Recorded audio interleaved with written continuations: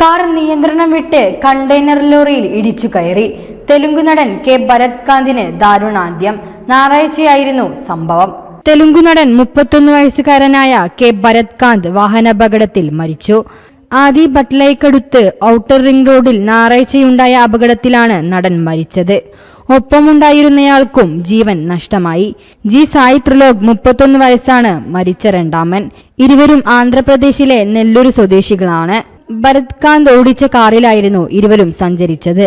നിയന്ത്രണം വിട്ട കാർ മുന്നിൽ സഞ്ചരിക്കുകയായിരുന്ന കണ്ടെയ്നർ ലോറിയിലേക്ക് ഇടിച്ചു കയറി. കാർ പൂർണ്ണമായും തകർന്നു. ഇടിയുടെ ആഘാതത്തിൽ കണ്ടെയ്നറിന്റെ പിൻഭാഗത്തെ ചക്രങ്ങൾ വേർപെട്ടുപോയി. ഇരുവരും സംഭവ സ്ഥലത്തു വെച്ച് തന്നെ മരിച്ചു. സ്ഥലത്തെത്തിയ പോലീസ് മൃതദേഹങ്ങൾ ആശുപത്രിയിലേക്ക് മാറ്റി. പോസ്റ്റ്മോർട്ടം നടപടികൾ പൂർത്തിയായി.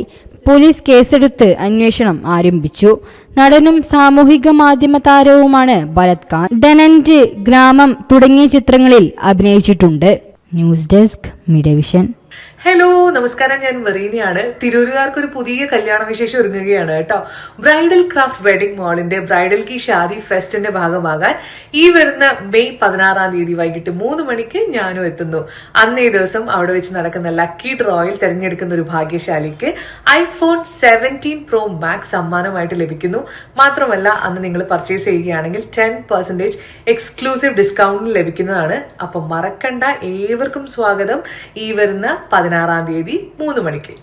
Bridal craft the wedding mall, Pan Bazaar, Tirur.